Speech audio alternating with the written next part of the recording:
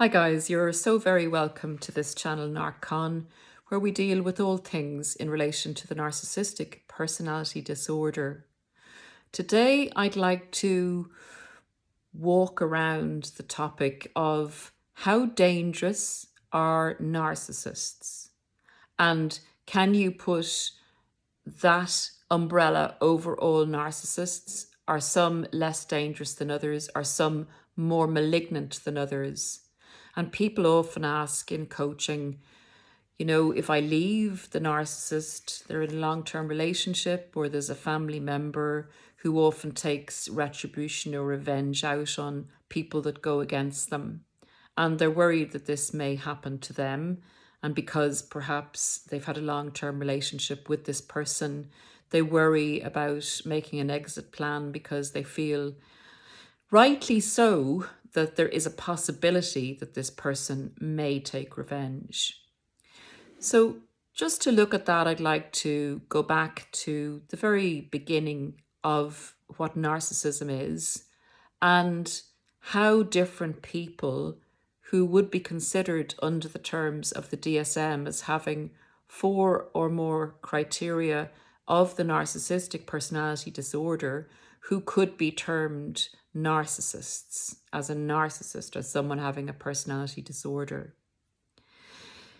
The disorder in itself is developed as a defense mechanism, as a way of coping with life as a young child, because the identity, the ego, the person themselves, the true self, feels threatened in some way.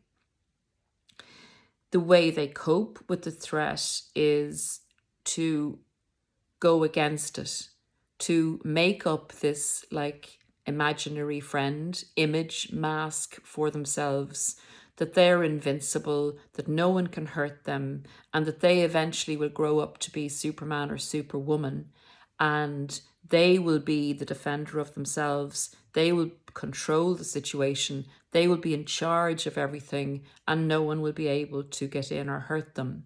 So they create this false persona, and this false persona is based on people believing it, to feed back to it that it exists, people interacting with it emotionally, and this false persona must control all situations and be the savior of the true self. So that's an explanation of the development of the person's narcissism. And we all have a defense mechanism that can be narcissistic to some extent, and in some situations we tend to go into that side of ourselves, not making us narcissists per se, but when appropriate, when we are appropriately threatened, we sometimes have to be not ourselves in order to meet like with like and defend ourselves.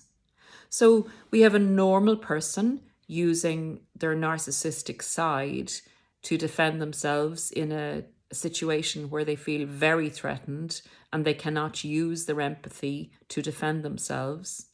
And then we have a person who has narcissistic personality disorder as their modus operandi. So they always seek to control others. And if they perceive a threat, and remember, the narcissist perceives a threat to control in their way, different to what you may perceive as a threat to control. So we can't always tell when a narcissist feels threatened unless we're deep in the knowledge and education of narcissism itself and how a narcissist operates. And even then it can be challenging at times. So basically, some narcissists, when their control is threatened, will seek to overcome that threat by retaking control of a situation.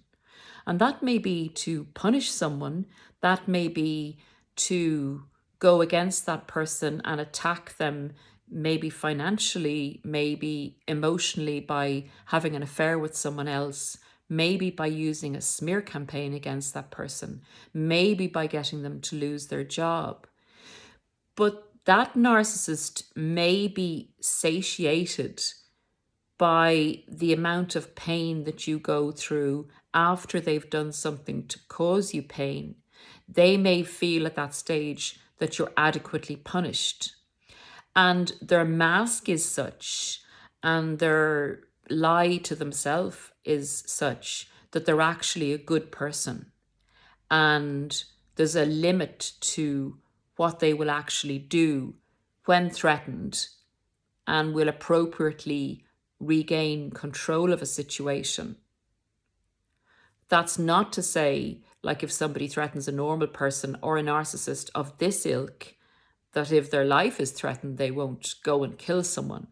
I'm saying that in normal situations, or when someone leaves them or they leave someone else, when they have to control a situation, they will use punishment, they will use emotional abuse, psychological abuse, financial abuse, and sometimes, to a degree, physical abuse. So they are dangerous in that they will do damage, and their narcissism will propel them to go further than a normal person would in relation to a threat. They will seek their own level to meet their own level of where they're satisfied, and where that level of control fits in with the mask that they've made of the person that they are. Now, if you push back against that and continue to threaten their control in a big way, they will push back appropriately and may push back further than they would normally go.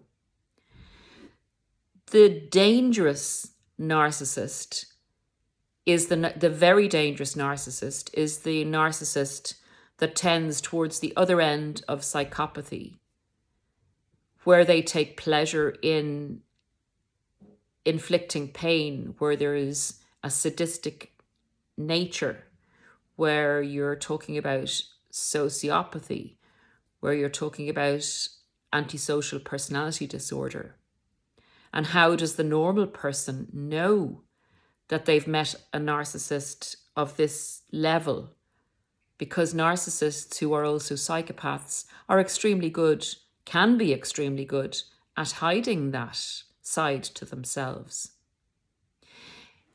It's also difficult for us as normal, everyday people that just have an education in the narcissistic personality disorder to actually also diagnose someone as a narcissist or beyond.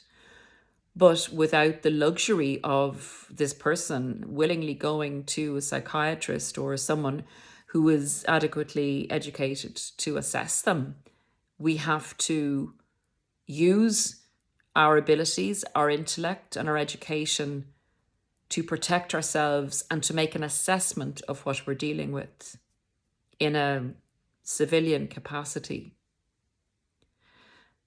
So what I would say to you is, you are on these channels looking for education because something alerted and alarmed you to this person. And a lot of us will have seen and been shocked at the revelation, even if it's for a split second, that you realize that the person who you thought you knew didn't exist. And even if you get a split second, you see into the true nature of the person. You know that there is something very underhand going on. A lot of us will try and dismiss that and nearly gaslight ourselves into thinking that we didn't see it because we don't want to see it. In order to protect ourselves, if we have seen that glimpse of a person that we don't recognize, we are not suitably qualified to assess, first of all, for sure that they're a narcissist, but definitely to take it further down the road and to assess their level of psychopathy. And therein lies the problem, where some people don't want to see that. It's too much to actually believe that what they have thought the person was is not that person. Sometimes we can go as far as understanding that they're a narcissist, But to take it a step further and understand that possibly they could kill somebody or destroy our careers or destroy our homes, our families, our livelihoods is a step too far, but it happens. We sometimes think that this type of evil or sadism only exists in the newspapers or on the news or whatever. But that is someone, that was someone that happened to, who perhaps was just in a situation like you or I were in, without realizing that that person could actually go to that level of psychopathy and actually cause harm. So they're the kind of three levels that I would see the danger of a narcissist. And again, danger is quantifiable. I mean, emotional abuse, psychological abuse in the middle level, where you have what I would call, if you can call it, a normal narcissist. That can be dangerous in itself, depending on who it's meted out against. If someone is vulnerable to emotional abuse, that person can end up in hospital, that person can end up having a breakdown, that person can end up committing suicide. There's a number of, levels of customized danger. But I guess what we're talking about is the dangerous narcissist that tends towards the other end of psychopathy, that may come to take your life, or to take, as we've said before, take a very damaging revenge against you. So I'm just going to go through a list here, guys, of some things that some ideas that you can use if you're trying to assess. And this doesn't mean to trigger you in any way. It's good to have an assessment in your mind of what you're dealing with. If you can assess someone who has become your enemy and how they're going to operate against you, then you can put the best defense up. If they're going to, just take, for example, on a battlefield, if they're going to set your fort on fire, perhaps have water drums there to put the fire out, if that's what you're expecting. At least be prepared, and then the anxiety is lessened as to what to expect, because it's best to expect the unexpected, and then the best chance of it happening that it won't happen. So these are a few things to look at if you're trying to assess your situation. And the first thing I have down here is, how much have you threatened this particular narcissist's sense of control? Have you, had to go up against them in court? And have you won the court case where you actually annihilated them in court? The level of control that they will feel in that situation is to level it up against you to the extent of, how successful you've been. So yes, in that instance, just after this happens, you need to protect yourself if you have had a big win. The safest that you could hope for or wish for would be for them to have a huge smear campaign against you. And honestly, having seen what I've seen, a smear campaign against you after you've succeeded in something big against the narcissist, I'd let it lie. I would let it lie, because if they falsely reestablish their sense of control by using words against you, that's good in a way, and I know you'll say that's absolutely crazy, but commensurate with what you have succeeded with against them, for them to reestablish their sense of control and go about their business is a win. So if a smear campaign needs to do that, let it be. They're the ones showing themselves up at the end of the day to anyone that's of any value. Anyone that's of any value will see through it.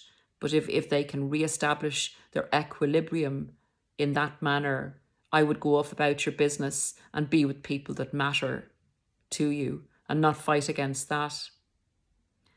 It may sound strange advice, but this is for your protection. This is for your understanding of what you're dealing with. This is for you to be satisfied and understand that if you have had this big particular win over a potentially dangerous narcissist, that you bring the compassion up within yourself to understand that this person is disordered and this person needs to do this for right or for wrong. And of course it's wrong, but this person needs not to be poked any further, because it keeps you tied to them if you continue to go after one of these people, and it brings no good at the end of the day. It brings you down to a level that you should not be at. The next thing to look at is this narcissist's past history. If you're lucky enough that you're not dealing with a very young narcissist, that they have built up some type of a history trail, how they've dealt with other situations is a good indicator of how they'll deal with your situation. And again, everything is customized, so they do have a pattern of behavior that usually repeats and repeats and repeats, like a washing machine cycle. But it can go from a wool wash to a cotton wash, so there are variations, but generally speaking, they will follow the same type of modus operandi that they've used in their revenge cycles in the past. The next thing to look at is their public image within the community. If you live in a communal setting, in a community, there is an extent to which they will not go. If that is one of the pillars, if status is a pillar to them in their community for their mask, there is a point to where it would be counterproductive to show their true selves to the community in order to get revenge on you. They will not damage that status that they maintain within the community. Again, if they're rich, if they're powerful, if they can have a go at you by underhand means, by sending someone else after you, obviously the advice is to get as far away as possible and to close down your identity as much as possible if you feel in any way that this person could be a danger to you. It's better to err on the side of caution, not to live in fear, but to err on the side of caution when you're dealing with someone who is basically not right in the head. The next thing to look at is their current source of supply. If you've left them, but perhaps they have another source of supply with whom they're very happy and who you would consider to maybe have more than you, to be of a higher status, have more money, be better looking, whatever floats that narcissist's boat.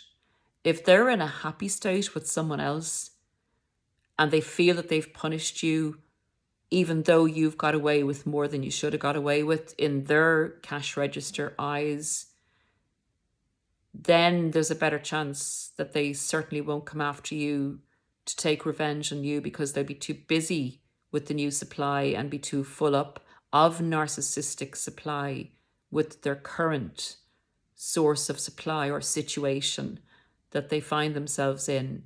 And you could actually find yourself being ignored, which is a big plus when you're dealing with a narcissist, even though at the time it may not feel like that. That's something you can work through. But in retrospect, you will see it as a plus to be ignored by a narcissist. And the next thing is we have covered there a few minutes ago, just your proximity and how many times you pop up on the narcissist's, for the narcissist's attention. You know, are you within their family network? Do you work in the same company as them? Are you a neighbor? Proximity and how often you pop into their mind will stir them to hurt you if they don't feel that they have full control of you. If they don't feel you've been adequately punished and you keep popping your head up and looking like you're happy, then they will seek to change that.